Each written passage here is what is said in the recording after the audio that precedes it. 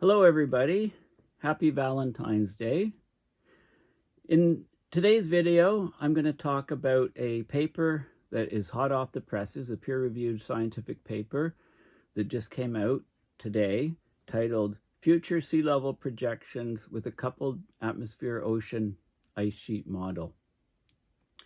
So as you may be aware, there's very sophisticated computer simulations or models that try to take all of the physics of how things change in the climate system.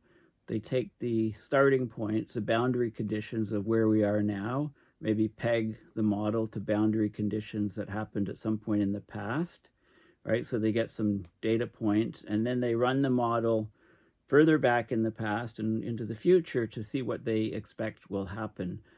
And ideally, the objective is to figure out in advance what is going to happen so that you can alter that course, or you can at least prepare for what is coming down the pipeline if that is possible.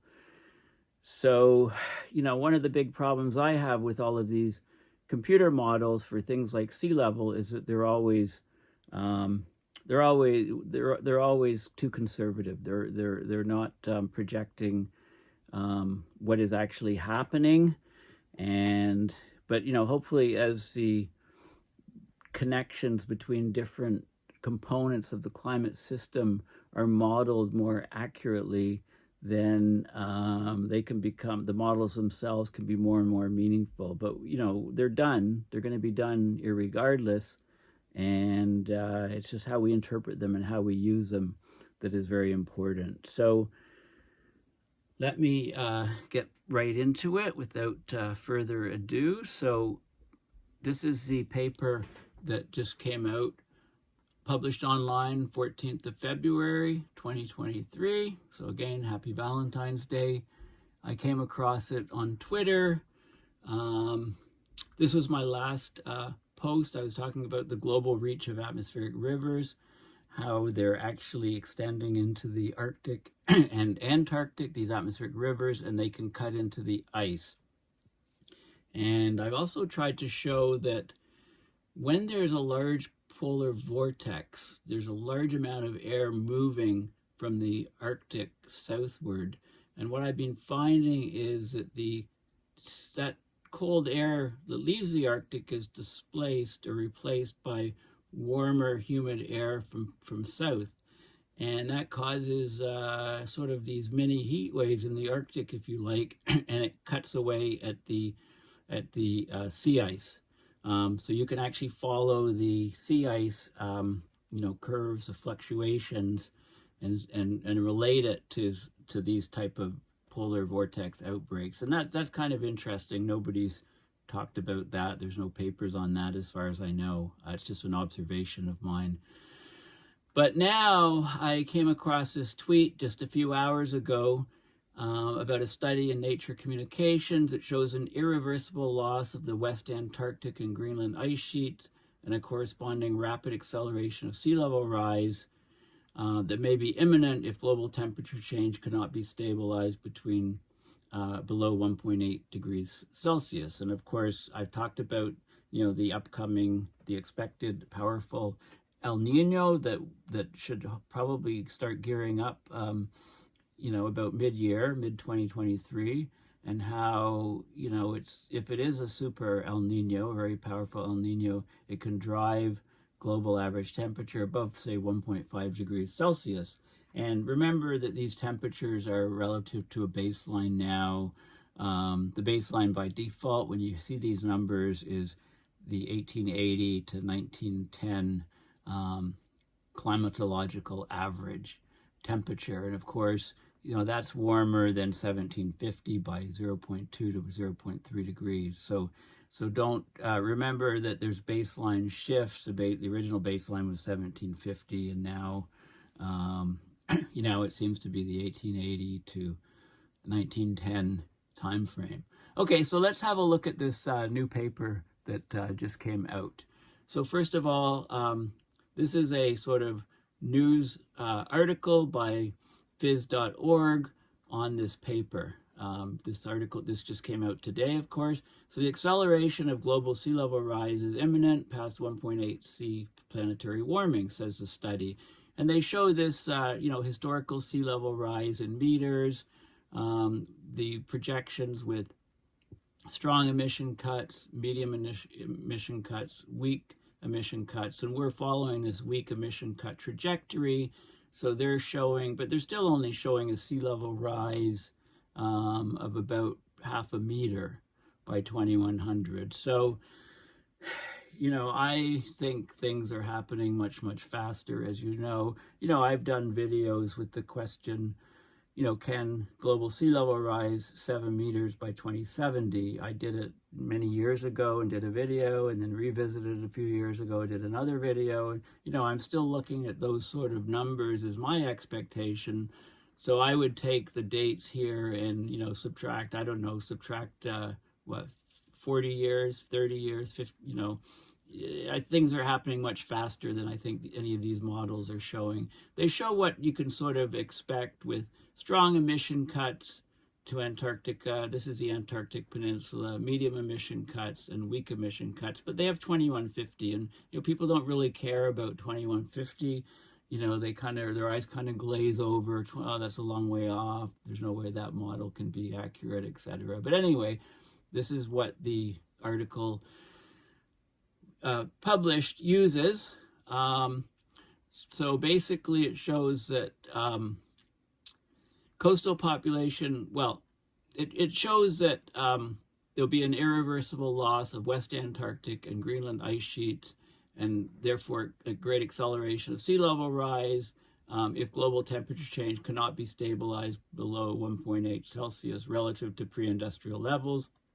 And now they actually define pre-industrial levels here, I'm sure, as 1880 to 1910. So anyway, this is just the way the devil's always in the details. You have to look at what people are meaning by the words that they use now, and that does change over time. It's a moving situation, dynamic situation, and you just have to keep that in mind and be wary of it, because it tends to sort of hide the rapid rate of rise and change of climate change. If you keep shifting a baseline to closer and closer to the present, of course, the change, the delta or the difference becomes smaller and smaller, right? So you have to be wary of these sort of things.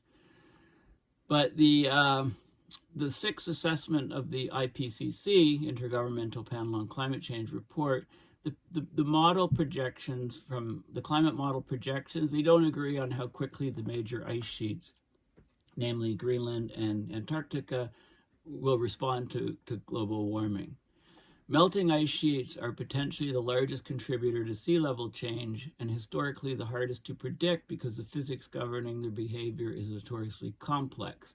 So you use computer models, you simulate the dynamics of ice sheets in Greenland and Antarctica, and these models don't account for the fact that ice sheet melting affects ocean processes, which feeds back onto the ice sheet in the atmosphere. So these feedbacks, it's missing a lot of the feedback, so that's why the models completely underpredict.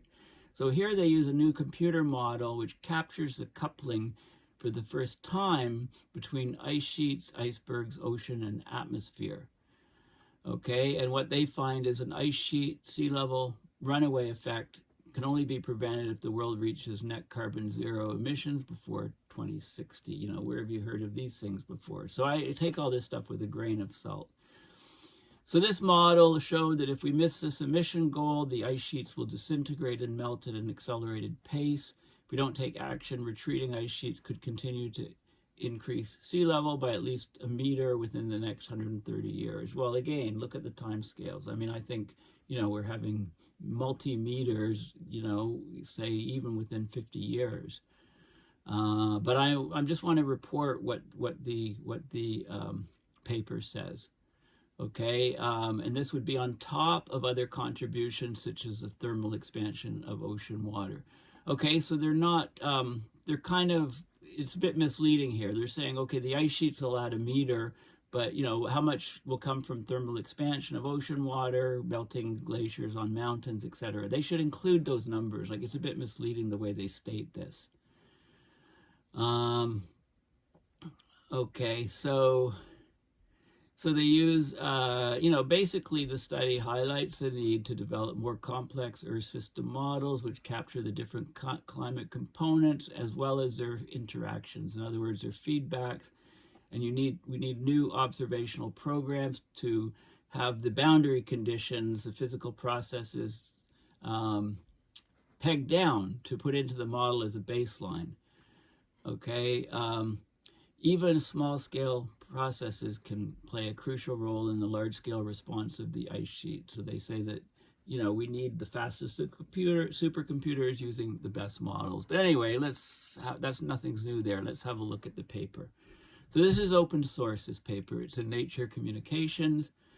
And I'm just going to look at some of the key findings. So the key thing, like I said, is that it uses, the model uses more coupling between the atmosphere, ocean, icebergs, etc. So it should be more accurate. And it talks about ice sheet contributions to global sea level rise being 0.2, 0.5, or 1.4, depending on the model, low emissions to high emissions. So 1.4 meters by 2050, they're saying, just from the ice itself. But again, you have to remember that this does not account for the total sea level rise. So let's just have a look at the, there's a lot of statistics and so on, but I'm just going to cut to the chase here. I don't want to go into great detail on this paper, but they do separate it here. You have the different components from, well, the historical temperatures and Greenland ice sheet contribution, and then there's Antarctic ice sheet contribution. And, you can get sort of things if you go to, they go to 2150, maybe 0.9 meters from Greenland, maybe, 2 meters, 2.5 meters from Antarctica by 2150. So we're talking about the submergence of coastal cities. I think it's happened. Okay, so here's Greenland ice sheet, here's the Antarctic ice sheet, the sea level rise.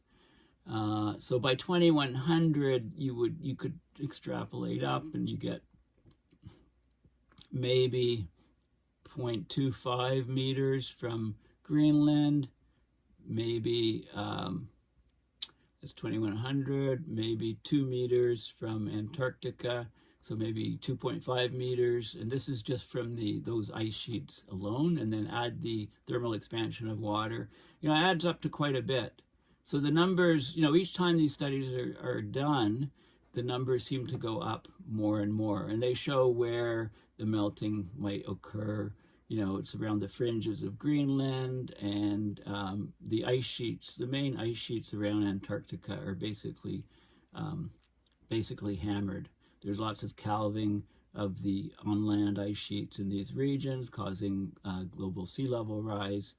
And if you look at the sea ice around Antarctica and around in the Arctic, as sea ice vanishes, right, there's less and less sea ice. That's like taking a cork out of the bottle. The glaciers on land can move quickly on both Greenland and Antarctica and greatly increase sea level rise. So they do a lot of statistics and a lot of mass balances and so on. There's some diagrams here of projections of, here's the ice sheet is the gray. This is the Antarctica Ross ice shelf. So you can see, through the years how the grounding line retreats. And there's a couple other different scenarios where the Ross ice shelf completely vanishes here and where the water deeply undercuts it. Okay, so there's different scenarios, and then that would be the ice volume anomaly from, would be the sea level rise is up to like 2 meters here. Okay, if this sort of thing happens. So they look at the interactions also between the melting on Greenland and the melting on Antarctica, because there's some feedbacks. Okay, so anyway, that's the gist of this paper. So like I say, I look at these plots and I say, okay, forget these numbers. Maybe this should be 2050.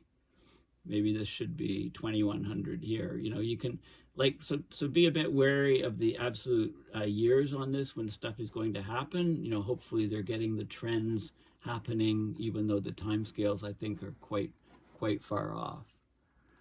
Okay, so this led to a couple other papers.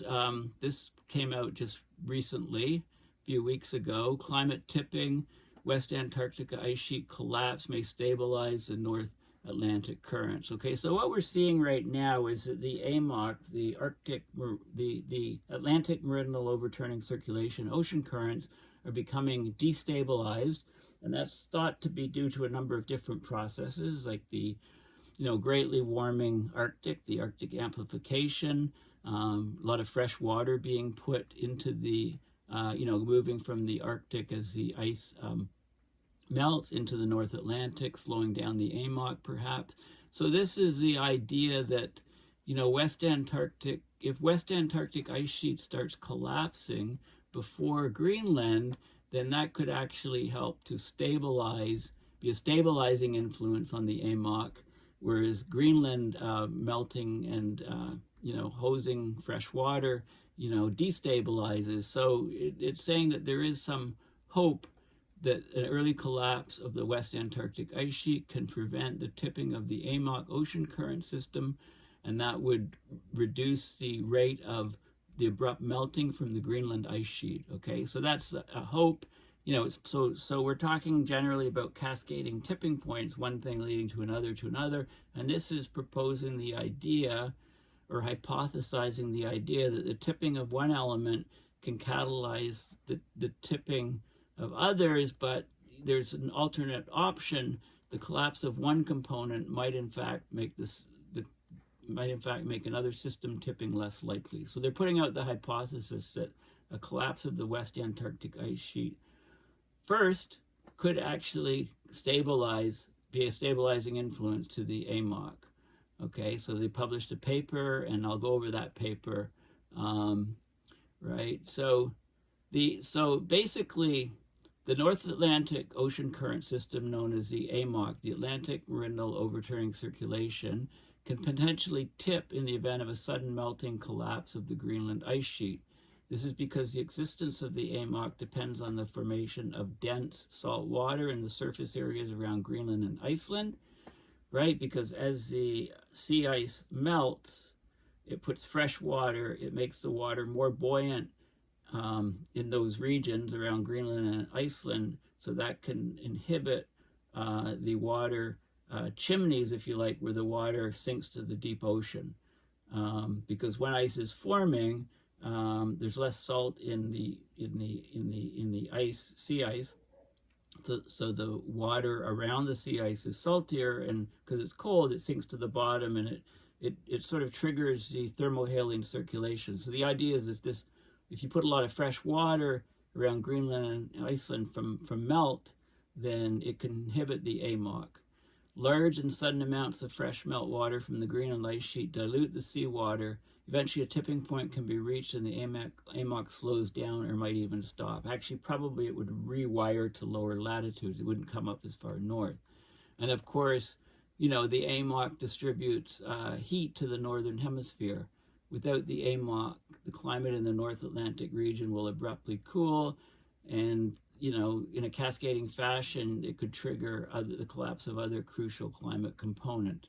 But this cascading scenario that they're looking at in this paper says that if the ice sheets of West Antarctica have an abrupt melting and collapse, right, then if it's at the right time, a timely collapse of the West Antarctic ice sheet, it could maintain the Amoc against the destabilization induced by the Greenland ice sheet melting.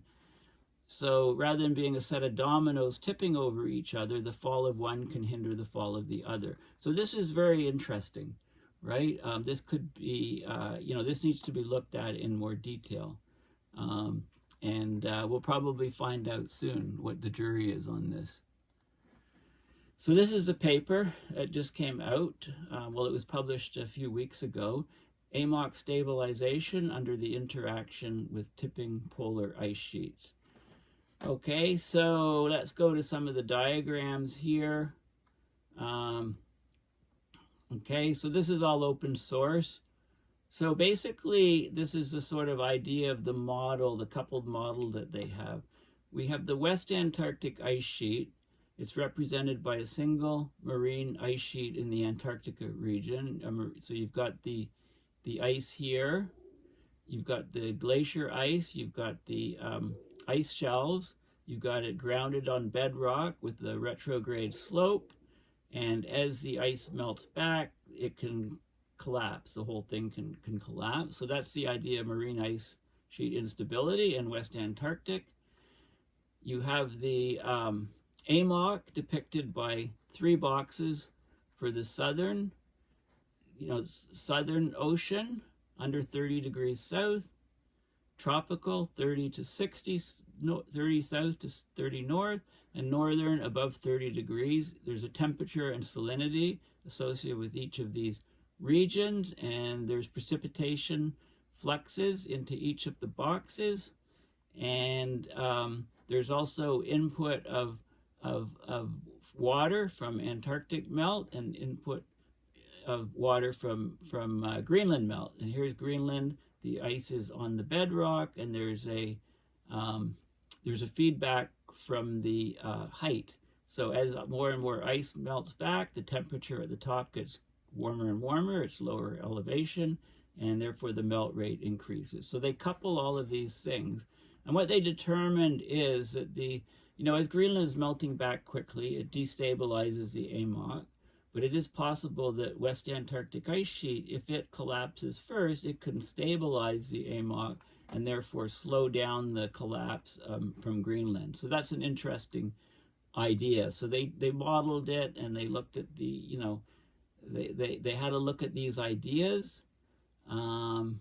And we'll just go down to their summaries, basically.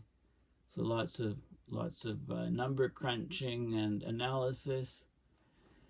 And so this is basically a conceptual model. So they have a conceptual model. They wanted to study the interaction of the 3 tipping elements, the Western Antarctic ice sheet, the Amoc, and the Greenland ice sheet. Coupling under global warming, coupling the Greenland ice sheet to the Amoc destabilizes the Amoc, making the Greenland ice sheet an initiator of global cascading. But on the other hand, coupling the Western Antarctic ice sheet to the Amoc has a stabilizing effect on the Amoc, especially in the case of a relatively fast and early Western Antarctic ice sheet collapse. Okay, so basically that's what they tried to do, look at all of the effects. So it's an interesting idea that needs to be pursued in more detail. Of course, we've been talking about the ocean current system, the Amoc approaching a tipping point, rapidly approaching a tipping point. It could be close to a tipping point, and if it tips into its weaker mode, Europe will cool significantly, monsoon systems could be impacted, etc., etc. So this is from mid-2021, and there was a paper, the Amoc is currently at its weakest in more than 1,000 years, but it's still a bit unclear whether the weakening only corresponds to a change in the mean circulation state or whether it's associated with an actual loss of dynamic stability, whether it's actually tipping. So there's various fingerprints of collapse that appear in papers. So there's some early warning signals, observation-based early warning signals for a collapse. So we can look at different things. For example, there's 2 modes of operation for the Amoc. Okay, there's the strong mode. It's presently we have the strong mode where the Amoc extends far up. Think of the Gulf Stream, comes across the Atlantic, cools down, comes over to Europe, comes down, the water sinks and goes to the deep water and so on. I've talked about the Amoc a lot. If that tips over to a weak mode, then that would have severe impacts to the overall global climate system. So they looked at, basically they created Amoc indices in this paper based on observational sea surface temperature and salinity data across the Atlantic Ocean basin.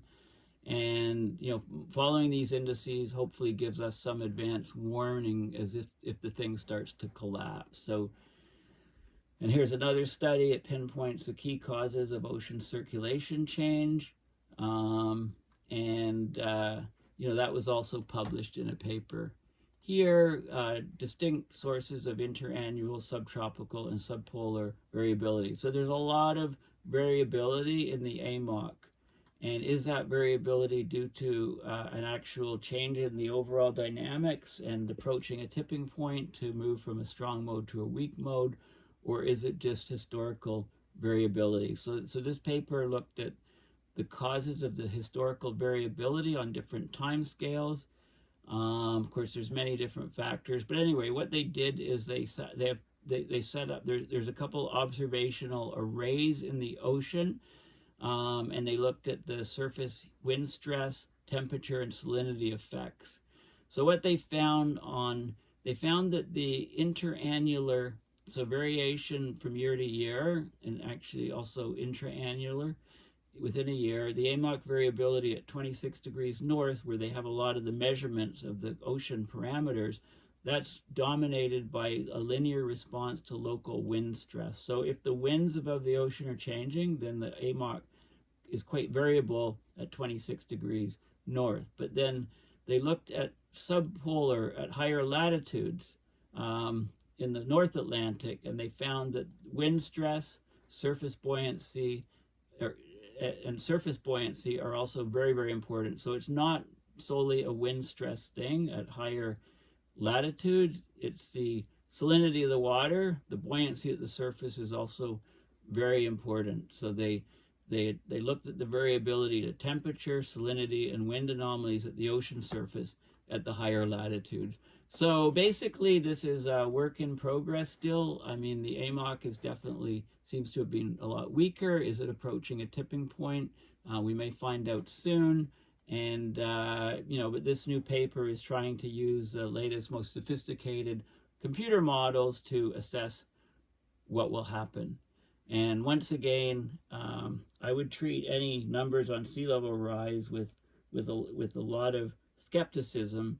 The climate processes, abrupt climate system change is changing the Earth system so fast that it becomes very difficult to predict it with computer models. You're probably better off looking at what happened, how quickly things can change in the paleo records. So, check out my videos, asking the question, can global sea level rise by, as much as 7 meters by 2070? Check out the original videos that I did on this many years ago, and then the more recent videos, and have a look at this and make your own call on this.